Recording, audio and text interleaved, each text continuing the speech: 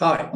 Hi. So I think vintage boats is what I'm primarily talking about, but it's any old boat really. Old boats. How do we make them go well? How do we give ourselves a chance to beat modern boats? Modern boats don't always have it their own way, and there are plenty of times and places that well-sailed old boat can beat a new boat. Light airs, rivers, puddles. These are things what these boats were designed for, and in many ways they actually do sail better in than some of the modern boats. But you've got an old boat, so let's go through the things that we need to do. We want to make that boat perform as well as it could. So the first thing in my mind is getting the hull right. Most vintage boats, seven blankers, are at least 48 years old, and the hulls are not that stiff anymore. If you're lucky enough to still have reasonably sound woodwork, the main problem will be weak glue joints between the planks. The glues used in the 60s were water-based, aerolite or cascamite, and were probably only good for, say, 5 years racing life tops. So here we are sailing those boats that are now more than 48 years old. I've seen many beautifully restored 12s spring a plank when sailing in only light to medium winds. Unfortunately, just sanding down the varnish and revarnishing is not good enough. Correct hull prep takes time, but is the foundation for everything else. On Fair Lady, I removed all the old varnish with a hot air gun and a scraper and allowed her to thoroughly dry out. Next, I undercut all the overlapped plank joints using a triangular scraping tool, removing the old glue to a depth of about 3 mil. I then applied 2 coats of 2-pot surface coating epoxy resin. The epoxy wicks in between the plank joints and forms a fillet on the joint corner, which effectively re-glues the boat back together. The epoxy also soaks into the surface of the planks and forms a wood epoxy sandwich, which is very stiff. This then can be finished off. I finished it off with 3 coats of UV resistant 2-pot polyurethane varnish, and that's all you need. Before applying your epoxy, take the opportunity to remove unnecessary wood, such as the keel, but leave about 6 mil, otherwise you might find it splits. Take your bilge keels off, longitudinal thwarts, take the keel band off. You can dish the transom. Any wood that is not structural, take out.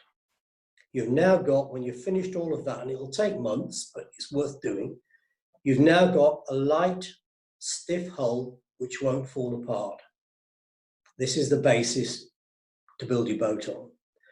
When I reweighed Fair Lady in 2014, she was lighter than when she was first weighed in 1972. So it can be done, and a hell of a lot stiffer with the epoxy. Okay, so that's getting the hull right. So now you've got something to work on. Let's talk a bit about rigging. Okay, even when properly restored, vintage boats will not take, or old boats, not just vintage, but they won't take modern rig loads and need to be set up with minimal rig tension. Modern shroud tension cascade systems are unnecessary, and the load that can be applied with a simple seashore type shroud lever is all that most vintage boats will take. Carbon masts are frowned upon for vintage boats, so I managed to get hold of an aluminium Selden C-section for Fair Lady, which in the day was the mast everybody used, and it's ideal. Selden mainly supply these for Fireflies, but you can get, or you can find an old C. So that's the basis for the rigging. Okay, sails, let's talk a bit about those. P&B made me, and again, the vintage people prefer white Dacron, so that's what we go with. P&B made me a white Dacron main and jib, which other than changing the position of the jib clue and making the sails pointier at the top, were standard off the shelf. The modern jib clue position did just not suit a China doll, so I moved the clue up and the jib sheeting position aft to get the projection of the jib sheet through the clue to bisect the jib luff, and it's a good starting point. And initially, with the clue eye in the position it was, I couldn't get that projection without the jib sheet running over the foredeck. So work on that. Interestingly, Howard Chadwick had done a similar exercise a year or so earlier, and when we put the clue eye position mark on the sail cutting table, it was exactly the same place as mine. So if you just suit the sails on, particularly the jib, onto an older boat, it may not fit, and you may have to move the clue around to get the critical thing, which is if you project the jib sheet up from the turning block through the clue, it should bisect the jib luff. That's a very, very good starting point, and some people are nowhere near that. Okay, next is settings. So as a starting point, I went back to the measurements and settings that I used on my baggy trousers rig, which I developed in 1981. This was a pre-bent setup, which I modified to better suit the modern mainsails designed for carbon masts. The key to the baggy rig was a static pre-bend of about 15 to 20 mil. And I increased this on Fair Lady to about 50 mil to accommodate the modern mainsail luff round. And I achieved this by increasing the spreader aft deflection from 90 mil to 120 mil. The static pre-bend, and this is crucial to get right, is the mast bend you get when the rig tension is applied, but the mast is unrestricted at deck level by a mast ram or equivalent. And you measure that by getting the main halyard and just pulling it tight, sticking it against the gooseneck and measuring the distance from the halyard to the back of the mast. Okay, when rigging the mast, I put the jib sheave in at a maximum height, but the shroud anchor points about 50 to 60 mil higher to create the necessary couple to pre-bend the mast under rig load. Okay, I've published these before, but these are the numbers that I used for the rig measurement on Fair Lady. Mast heel, 2460 from the aft of the transom to the aft of the mast.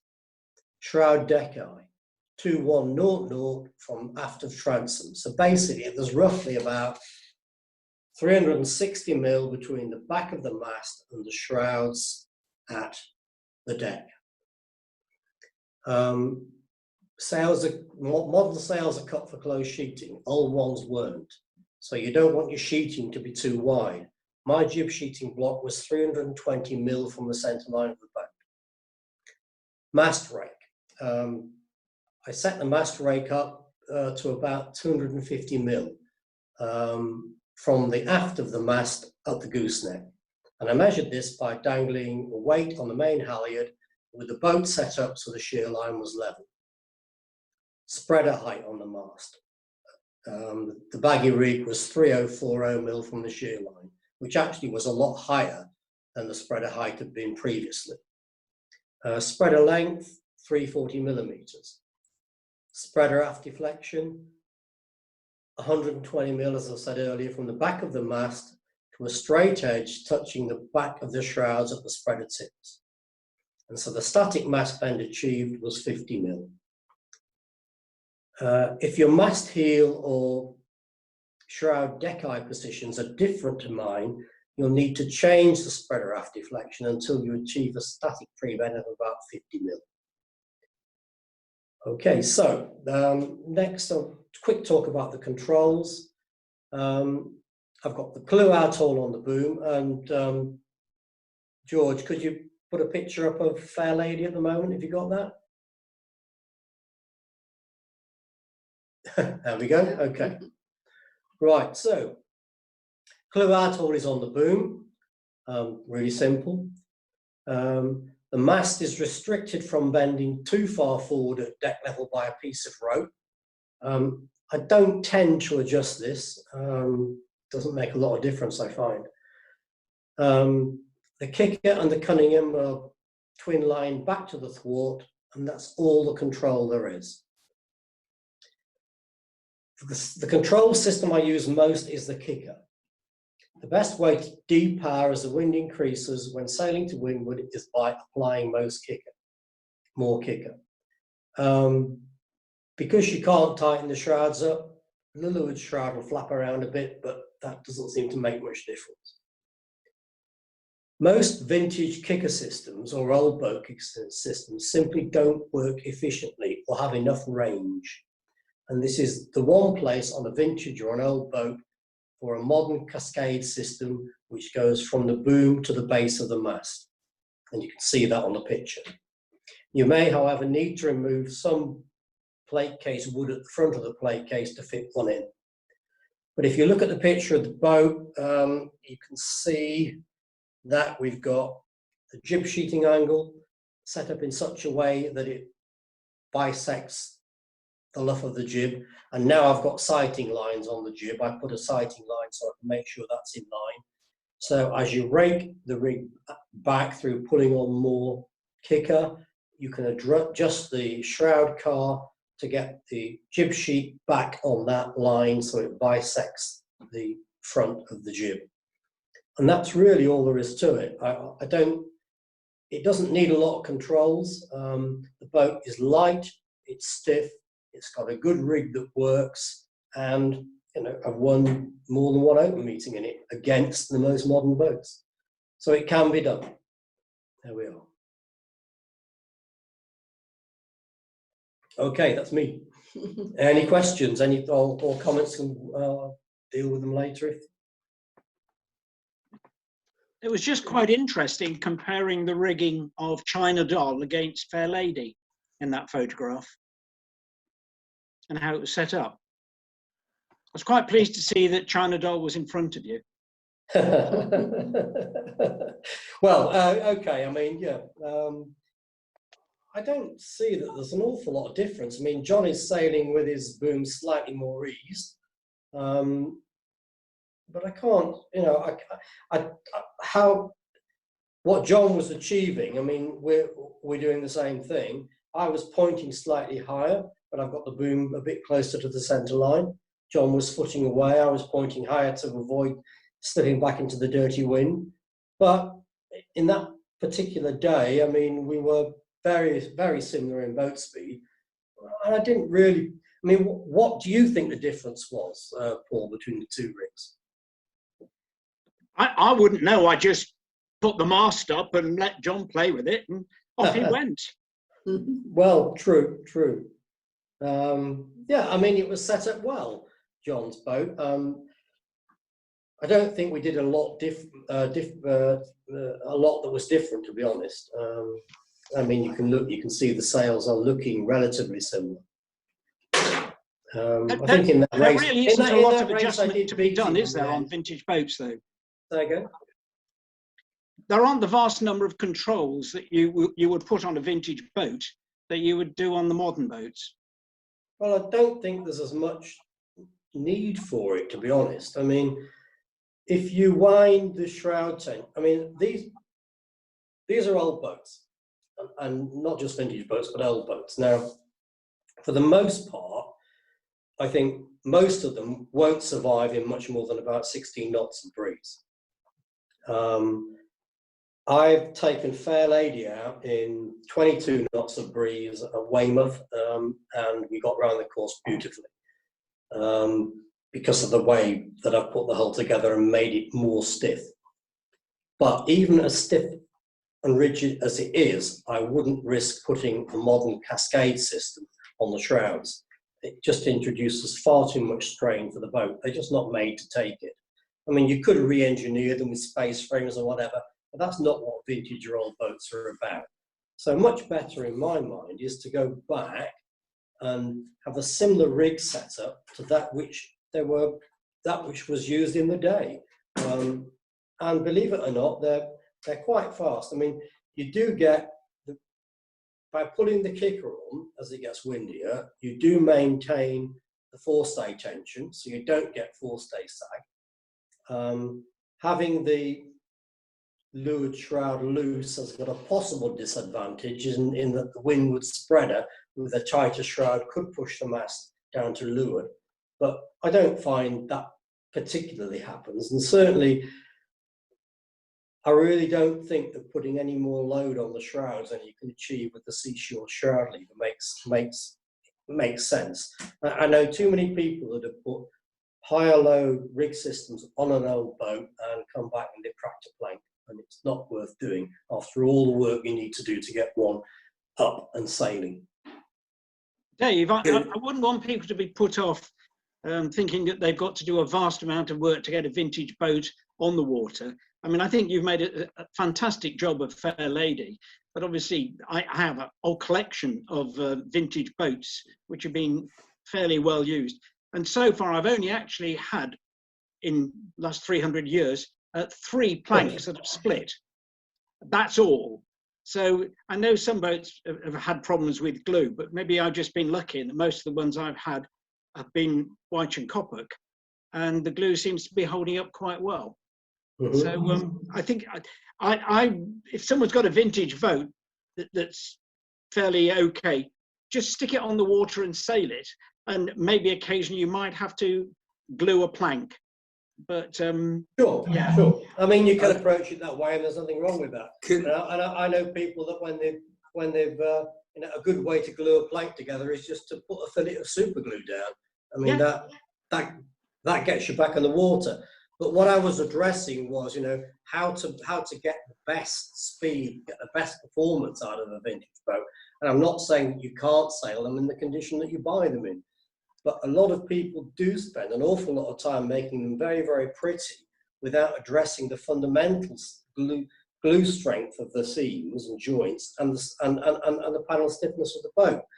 And that can lead to, you go out in breezier weather, and it can lead to the boats coming apart. That's all I'm saying. So if you're going to put all the time and effort into restoring a vintage boat, I'm suggesting that put a bit more time and effort into getting the hull sound, and you've got a good foundation to build on. That's all. So just coming up from my experience, one thing I'd like to say is that I've generally found, like you say, there's absolutely no point in trying to get a lot of tension on the rig. But one thing is very important, that if you start pulling loads of kicker on and you've got no or low rig tension, you must chock the mast from going forwards, or otherwise you just push the mast or it bends forwards and it just takes all the power out of the rig, and you just sit there and watch everybody sail past you. How much power, how much tension you can put on the rig depends very much. So I'm waving my hands around here and nobody can see it, getting carried away with myself. What you put on the tension on your rig depends very much on the boat you've got.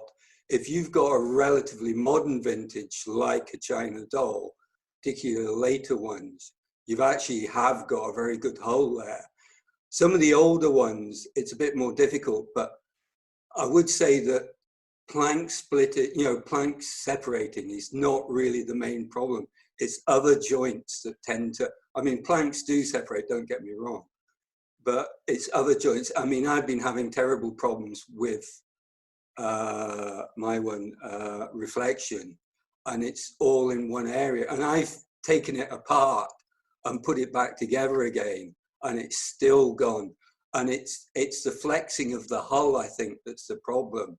And one of the problems with epoxy is it's not very flexible. So it's only as good as the glue it's joined to. The wood it's joined to. Sorry? Angus, we had heard that you were having problems with your joints. Yes, yes. Both on the water and, both with my boats and my myself, yeah. Thank you. Anyway, but what I think is very important is that you've got to adjust your aims and whatever to the boat you've got.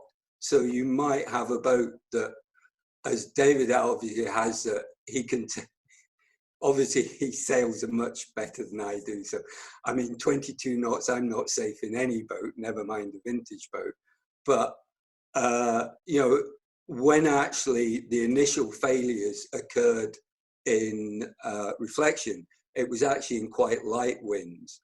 But it does, when you go out in strong winds in a vintage boat, you're asking for trouble. So it's really important you get to know your boat and don't take it out when it's going to sink. I agree with you there. Yeah, Angus. thanks, Angus. Angus. I would have said that 16 knots for most vintage boats is about as much as you want to sail one in. Thanks also, Dave, for that interesting summary of how well you're performing in China Doll and what you've done to it. I think should inspire a few people to maybe get their vintage 12s out on the water ready for our 85th anniversary, and maybe to warm up for the Burton Week a few weeks before as well this year. So there's plenty to look forward to.